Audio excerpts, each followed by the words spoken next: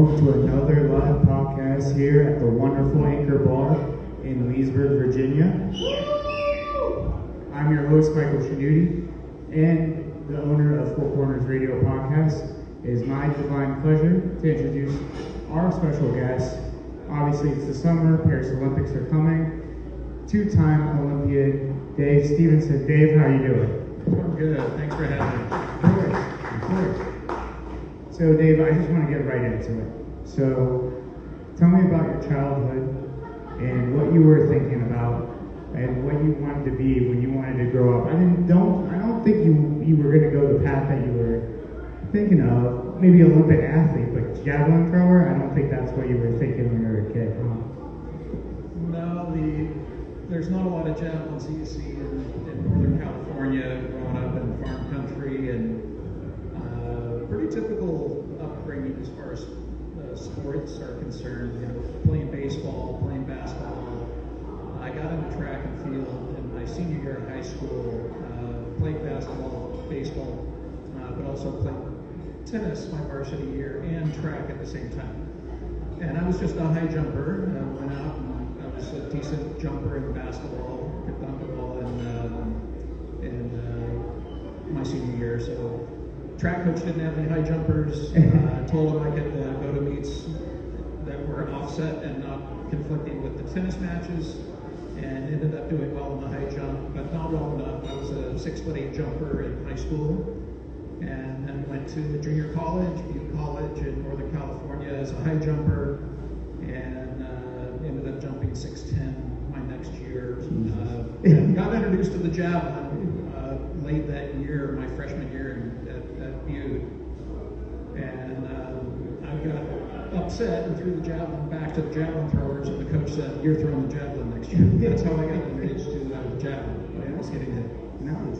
And we were talking a little bit back there of kind of like your journey of the javelin throwing and everything like that. And there was one specific person who showed you javelin throwing, and ultimately it would kind of transcend where you would go to college, correct? Yeah. So my I guess sophomore year of college, I came back to Butte, and the first practice, John Mansvecchia, the track coach at Butte College, stuck a javelin in front of me and said, "Okay, here's the javelin workout. Every time you go up and down the field, here's a bar dip station. You have to do bar dips every time you go back and forth on the field." And that was kind of it. So I'll never forget my first track meet. You get 3 throws and you get 3 more throws to make the finals. And I didn't have a single throw of my first 3 throws legal. They both went all outside of the sector. Right. So my first meet, I didn't have a mark at all. But that year I ended up 3rd in the state. Ended up throwing 225 feet, and then got recruited by Stanford, Berkeley, and Cal State Northridge. And you ended up going to Cal State, correct? I went to Cal State Northridge because of coaching. One of the guys that was training there was Bob Rogie, who was at the state championships for junior colleges in Sacramento, where I placed 3rd. And that pretty much did it for me. I wanted to see what I could do from a career perspective throwing the javelin. Right. So you're at Cal State, you're doing all these different things with the javelin. At what moment in your career you're like, you know what, I can do this, I can go to the biggest stages, trials, Olympic trials, Olympics itself. What point where you're like, I'm going to give it my all 100%, I can make it to the Olympics? When, could you pinpoint that time, or was there like a situation where you're like, man, I'm better than all these fools trying to throw this javelin right now? Yeah, I would say that happened I would say right around 1985. And 83 was my first year at Cal State Northridge, and I went from 225 to 256. And then I was second in NCAA, so it was a Division II school. And then I went to, because the top 2 finishers in NCAA Division II go automatically to Division I for their championships. Right. And so I competed against all those guys. Some of my Olympic team members, teammates were at to 65, and that the 80-meter range puts you into kind of that elite mark, and gets you in the top 25 in the U.S. rank. So when I hit the 80-meter mark, is when it kind of started clicking in that, hey, we may have something here. So I gave up the high jump. My high jump in the final 2 years, and I became too big to high jump. I was a 7-foot high jumper in college, but I gave it up as soon as my eligibility was up in 84. That's awesome. That's awesome. I mean, I think you made a great choice, if I could say so myself. So now it's 85. You're in that ranking. You're ready to go. What was it like training for the 88 Olympics? Like, how cool? We were talking about it. Like, for me, as just a casual Olympic watcher, just knowing the grind you guys probably went through to throw for what you said it like 3 times, then it's over. Man, in between there's this elongated period of time waiting and everything like that. How do you get your mindset in those years to be like, I'm going to go to the Olympics. I know I have a finite amount of time to show people what I've been training for. What was that training regimen like, and how did you get yourself prepared for that? Yeah, the nice thing about going to a kind of a world-class, nationally known, world-known coach is all the training techniques and all the training is all set up. Right. So you come into a program where you're set up pretty much for success.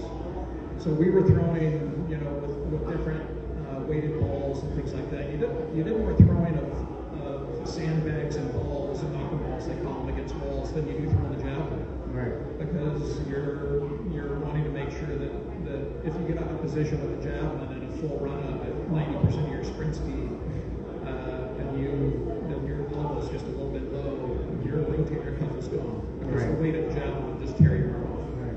So you're throwing a lot of balls. So just to give you an idea of a standard throwing workout, we would do a 4K ball.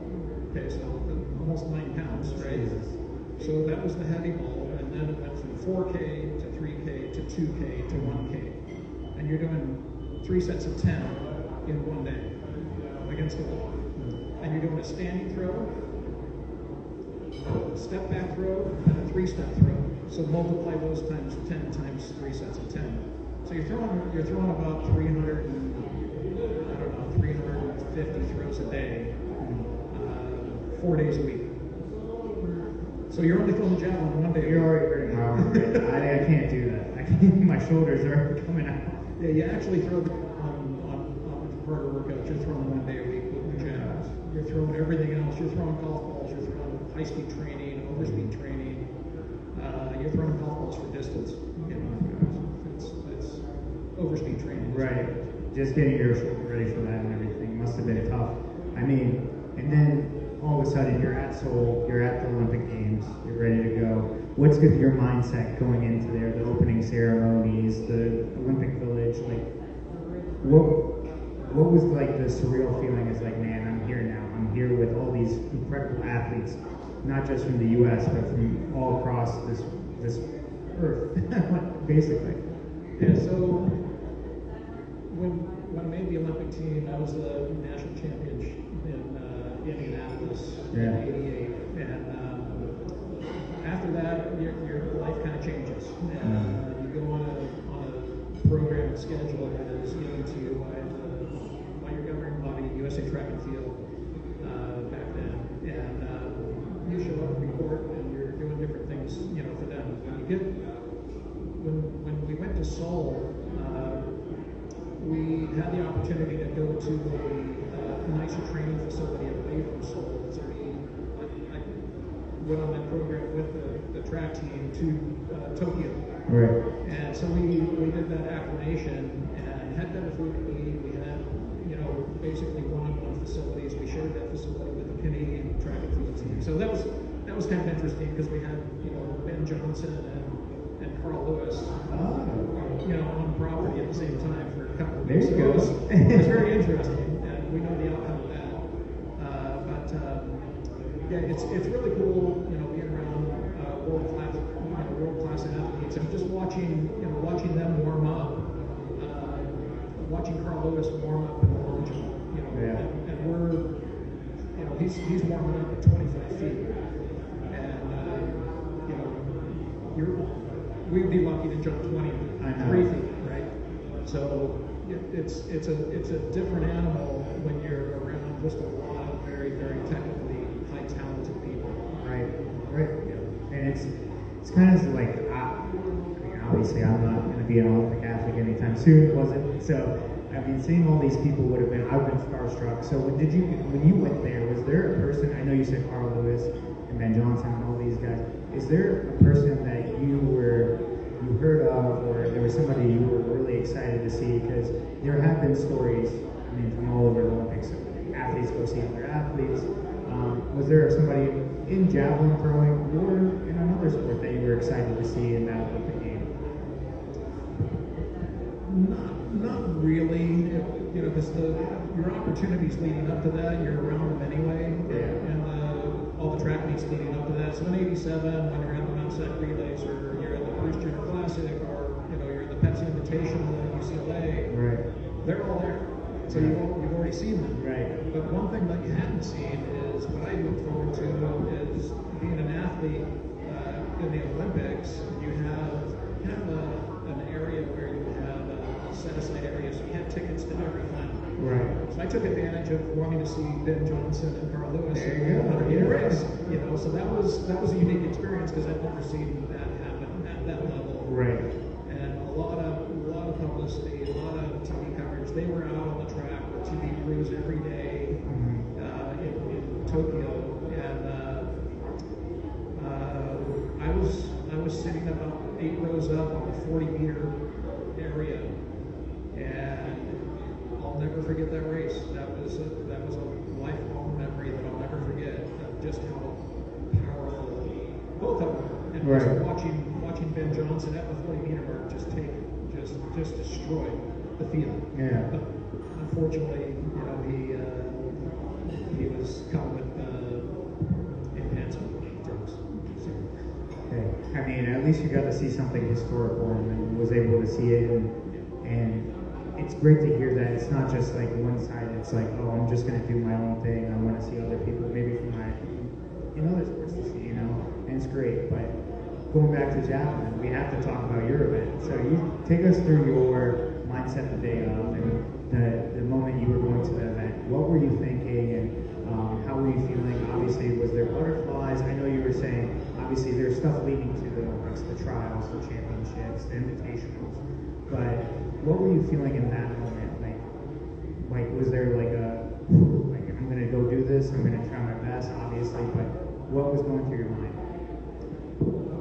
At the end of the day, you train for other events that you can't get out of your routines. That's right. The number one thing. You got to stay in your routines, and you practice those routines through practices, and then you also simulate your Olympic Games with different track meets. Right. So with the timing and your time intervals between throws and between your last warm-up throw, so you do all of that. You understand your body so well of what meals you like and how that meal turns out on your competition day the next day. Right. So all of that is pretty wired in. It's pretty automatic.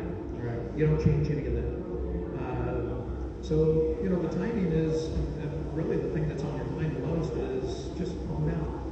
All the training, you rely on all the training and all the work that you've done up to that point, and let your natural ability from your training and your practicing and all of that, let it just relax, let it happen, just let it happen. That's the mindset. Right. And then you went out there, you did your best. We're not going to say where you placed, but you did your best.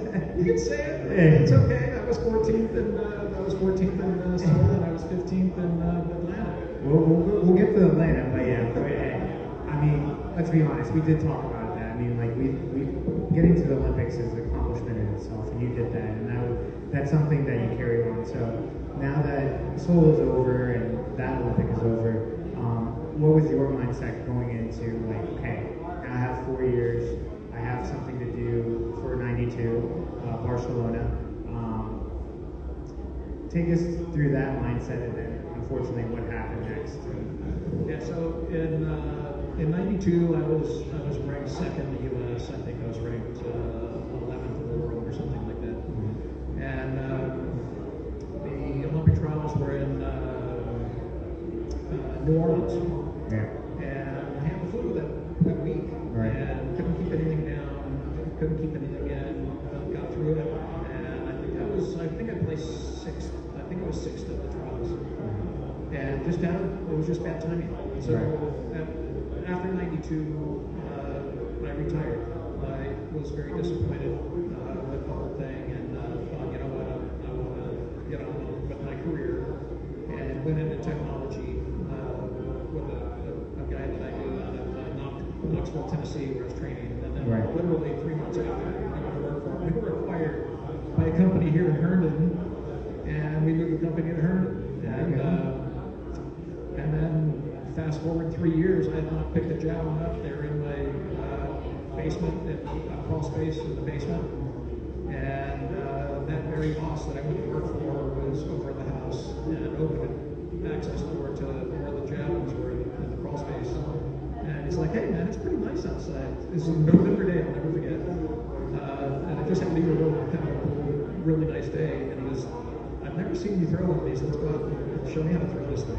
Right. So we took a couple out in the front yard and throwing from our front yard to the neighbor's yard across the street, and then to the next neighbor's yard. And it's starting to come back. So I'm throwing like 150-foot throws in the neighbor's yards in my cul-de-sac. And I'm like, okay, if I throw any harder, if I lose one, it's going through a car windshield. Right. So we went to a park near the house, and I started launching some throws. I did my basketball shoes on the asphalt of the outdoor court, and throwing them into the baseball field.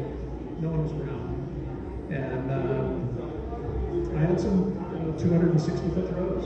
And didn't know it at the time. I thought, hey, these are pretty good throws. They look right. So we went back and got my 300-foot tape and came back to the field and measured them out. And it was interesting. I called the national coach at the University of Tennessee, and I said, "What's it going to take to make the Olympic team in '96 for Atlanta?" And he was very quick. He said it's going to be 80 meters. If you throw 80 meters, you'll make the team, because we're not going to have 3 people that hits the Olympic A standard. That was the A standard. Right. So I started training for 3.5 months, and ended up making the team. So that's how I got back into the '96 games. There you go. And then that leads us to the '96 games. I mean, what? You were retired for what, 2-3 years, and then you were just like, let me see if I can throw this thing one more time, kind of like a Brett Favre thing. It's like, I'm retired, coming back, retired, going. It felt good. I never had any injuries to speak of, and through good training and good technique, and it was just natural. Everything kind of came back really fast. Right. Before we get into the '96 games, I mean, we talked about it. Your club that you were a part of, the New York Athletics Club, they kept you kind of afloat with everything as well. And I'd be remiss if I didn't let you talk about it before we went to the '96 games, because we were in the back talking about just different things of, like, I don't want to say it like this, but like the lesser known sports in the Olympics, or the lesser profitable sports. Can you tell us a little bit about the club and what they do for those athletes, like not the swimmers, not the runners, not the bigger sport athletes? So it was in California, in some of the Mount relays, and I was introduced to the guys from NYAC that handled the team, basically the sponsored athletes. From John Logan, he was American record in the hammer throw, great guy, and he introduced me. I'll never forget it. Jeff was a dear friend, Olympian, we lost a couple of years ago. But NYAC, the non-premier events, all the throwers, hammer, discus, shot, primarily, were NYAC athletes, and a small stipend per month, so we could, help out with expenses and training, so we could train a little bit, more. And I was with them from 1987 through retirement in '92, and then came back and put their singlet on again with the winged foot. There you go. Loved New York Athletic Club and competed under their singlet in '96. But yeah, funny story with what's going on politically. They have an all-sports banquet that they do every year. They used to. I think they probably still do it. But from making the team in 1988, my father and they had the athletes and their father come in for an all-sports banquet at the AC. And that year, Mr. Trump, President Trump, was there at the dinner and got up actually and said a few words to all of us and congratulated us, told a couple of stories. But I'll never forget that. And, you know, no bodyguards, no nothing. He just came in just as calm as he could be, and that was pretty cool. And then, you know, through the other years, the World Championship years, right. and so forth, we had other guest speakers come in. It was the Knicks coach. I can't remember his name. Oh, Phil Jackson? Not Phil Jackson. No. Pat Riley. Yeah. There you go. It'll come to me every once in a while.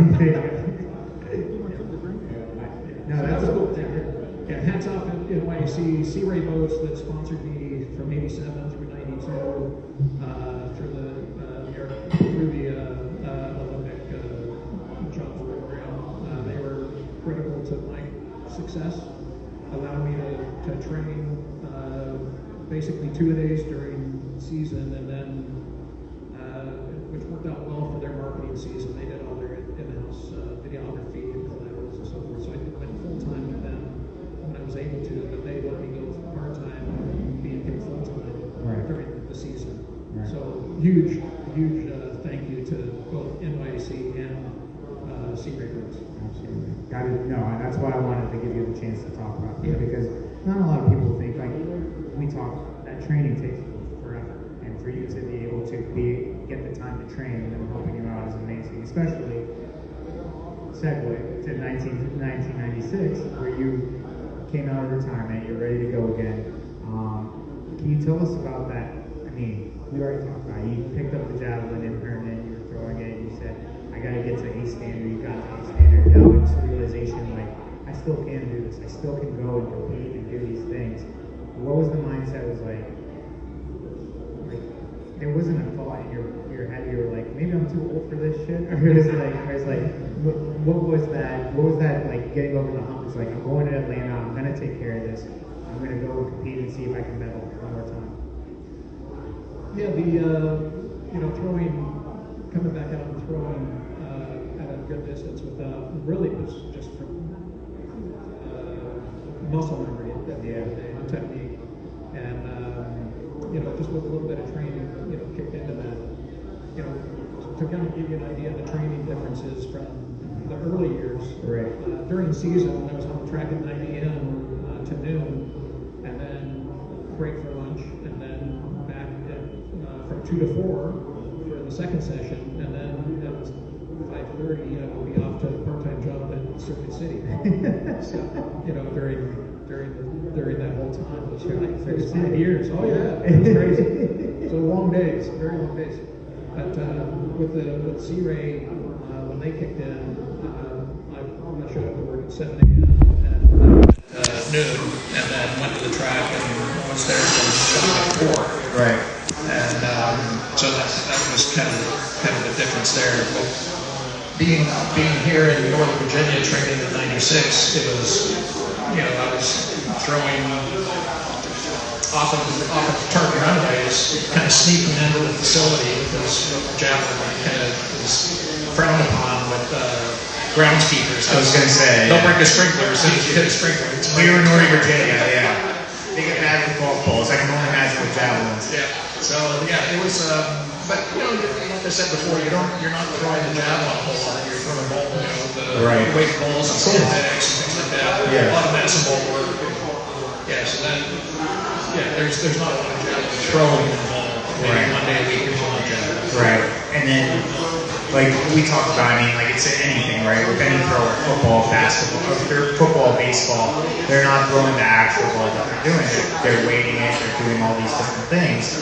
So it's kind of interesting, like from 88 to 90s, like they're still doing the same thing with the balls, and they're probably doing the same thing now, maybe a little bit more technology based, but you know, it happens. But going into that, did you feel more prepared in 96 than you did 88 because of the technology jump, or? I would say, you know, just through the years of maturity, and I stayed in shape because I was still playing a lot of basketball, and I was playing a lot of competitive softball, Right. and doing long drag contests involved and things like that. So I was still staying in the weight room and doing hopping and bounding, and so I was doing, you know, a lot of that. You know, just tuning in really was really tuning in the 4 months of training for the javelin. But yeah, I would say it was a lot more relaxed. I mean, one of the things, just to give you an idea, 88, Right. there was an event, a dinner, something going on with one of the Olympic sponsors every single night, and you had 5 to choose from. So whether it was PepsiCo or Delta Airlines or Hilton Hotel or Briggs and Stratton. I mean, remembering some of these 88 sponsorships, AT&T, whatever. You're invited to a multitude of different things they're doing. And I didn't do one. Literally one event a day. And in '96, I did one every night, every day. So you just enjoyed yourself in '96. Well, it was about looking back at the opportunities of not supporting the sponsors that pay a lot of money to put their name on and support the Olympic movement. Right. And they're not getting any support from the athletes. It's not a good deal. So, in '96 I changed that dramatically. I went to Sports Illustrated event. I went to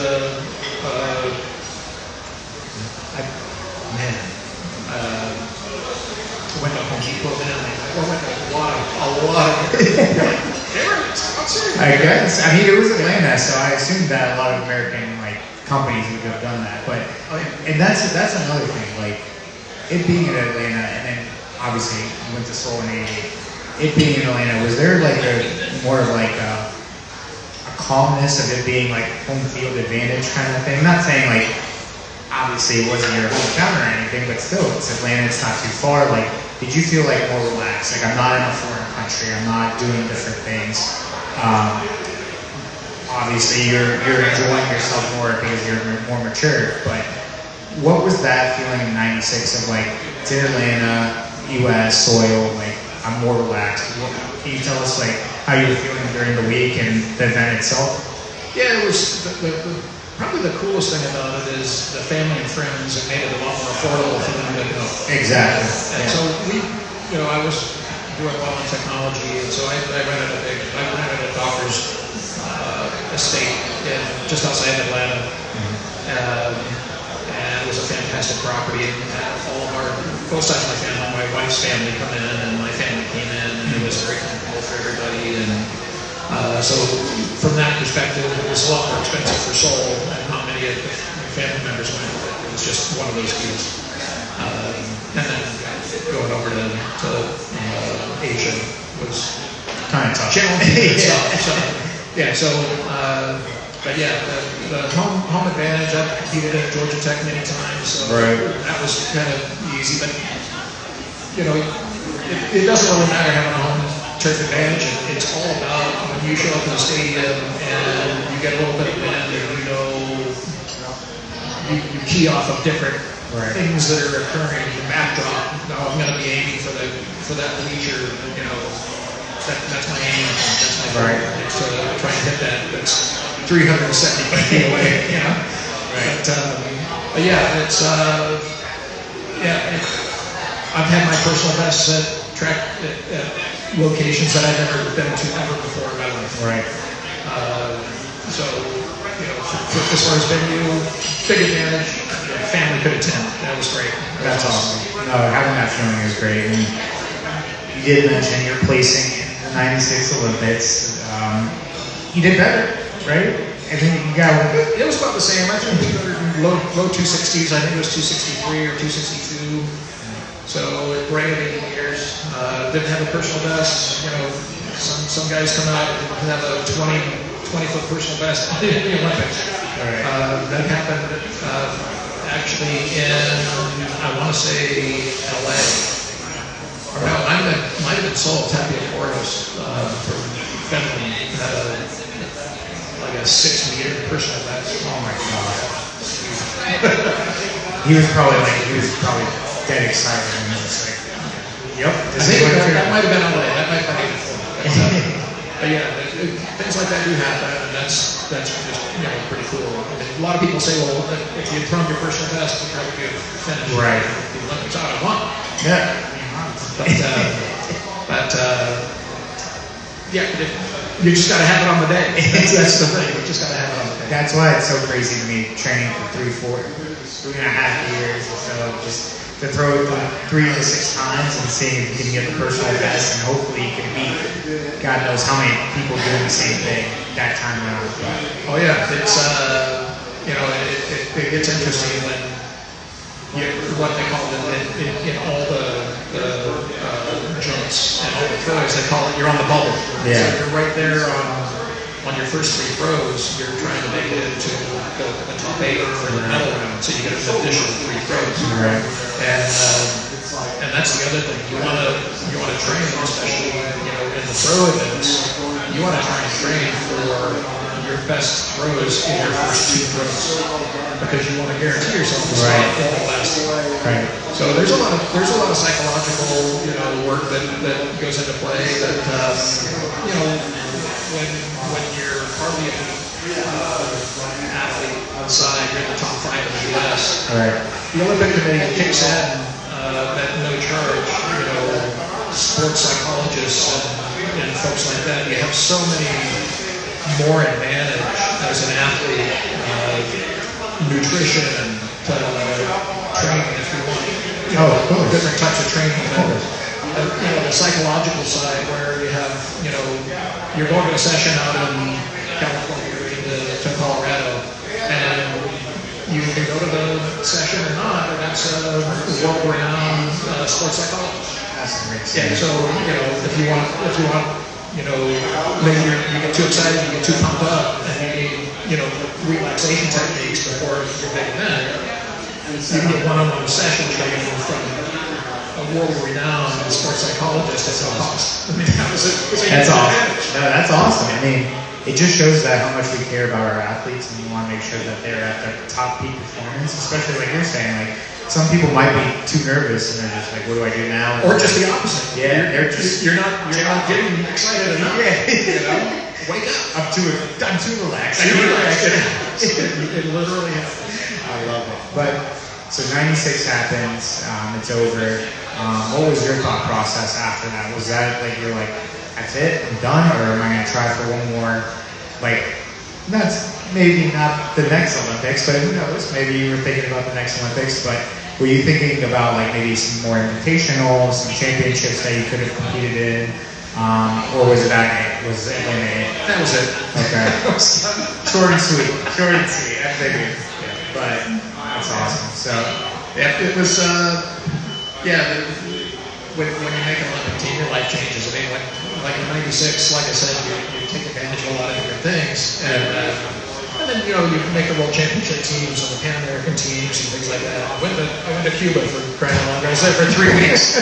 How many Americans in the mid '90s vacation? Not a lot. And I was 3 feet away from Castro. How many Americans get 3 feet away from Castro? I was going to say, yeah. But Ramirez, their national champion, javelin thrower, I met him at World Championships at a Tower Records store. And that's the only reason I got close to Castro. But he was at a Tower Records store. I didn't tell you this part of the story. And he's hey, come here. I'm like, okay, come over. And he speaks English. And he goes, I'm going to be getting married. And I want some romantic music. What do I want? And I'm like, Luther Vandross. I said, let's go get someone, find out where it is. And sure enough, so he buys the CD and he goes, okay, see you later. Competed against him the next day. So fast forward, Pan American Games. Right. Cuba. He goes, David, Luther Vandross. Big thumbs up. It was the funniest thing. But yeah, that was a really cool experience there. And watching Sotomayor there, the world record holder in the high jump is pretty interesting. It wasn't. I think he jumped 6 or 7'11". Oh wow! Yeah, his world record's 8 foot. So, but unbelievable, ability there. But yeah, a lot of different memories from even from Cuba, coming back. I lost 12 pounds, if you look at it, didn't eat that well, but that was just part of the deal. Hey, at least you had an experience. That's awesome. Hey, shout out to Luther Vandross. If you want to get any woman, Luther Vandross got you. That was it. That's the ticket item. But that's awesome. So now you're in your post-career, obviously. You're a working man. You're doing all these different things. What have you been? You brought some memorabilia here, and I love it. You were telling me these are the jackets that you would wear if you medaled, and then obviously you have some Paris Games stuff here, your javelin up here. The reason why I bring all this up is what have you been looking? Have you been watching? Not just javelin, but other things like track and field. Are you excited for these Olympics coming up? Does this bring that feeling back into you? It's like, man, I remember 88 and 96. Just tell me a little bit about that. Yeah, so what you see here, this one is the awards jacket. If you were on the podium, you had to wear this jacket, your contract. Right. For 96, this is Atlanta, and that one over there is from Salt. But just NBC Universal as the sponsor for the Paris Games. Right. This is the bag that I got. Their shirt that they gave us. I was over at the French Embassy for a kickoff. Oh, nice. With the ambassador for the Olympic kickoff. Awesome. 2 months ago. Nice. So all the other things that come along with being an Olympian and promoting the Olympic movement, especially living here in DC, where a lot of that stuff goes on. Right. The activities. I try to support all that and show up and sign autographs and take pictures and I took my Olympic torch, which somehow got misplaced and stolen by visitors. So if anybody sees a 1996 Olympic torch out there in the DC area, it's actually mine. So return it. 4 Corners Radio. Contact us, please.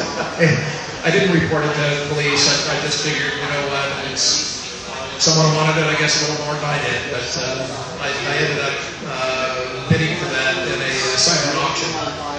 But really love to have it back. It was a cool thing to take around and people take pictures of it. Right. And that was 4 months ago. Yeah. Unbelievable. But Please send it back. We would love to have it back, and I would love to have you back on to show it. So. I would have brought it today. I know. But yeah, it's you were asking earlier about helping. How do you help with the community now? Exactly. And so forth. Exactly. I was telling about a YouTube channel, Javelin Throwers Unite, where kids that are junior throwers, in junior high school or even younger, their parents are pretty much coaching them. Post videos on YouTube and have whoever's watching or maybe some coaches at the university level, so high school people. Right. And critique them and give them free advice over, so the technology's really been a huge advantage. So, you give little tips, work on this, do this, here's a drill that you can do. So the training, that was not available, I was going to say. or, in my young days, but yeah, it's, that's, as far as professional career, I'm in cybersecurity now. I work for a company that does cyber network and asset detection. Yeah. Awesome. Well, I'm very happy to hear that you're still involved with kids trying to get into javelin throwing or being Olympians. So, as we close out, what is your parting words to anybody out there kids or parents who want their kids to reach their goals? Like, what is the best advice you can give somebody who wants to reach maybe the Olympics, or I want to be a quarterback of the Super Bowl team, or anything like that? Just make sure you're having fun, enjoy it, and if it's not fun, reevaluate. But you know, the training and your different training partners and the teams that you're on and the way they train, you hold each other accountable.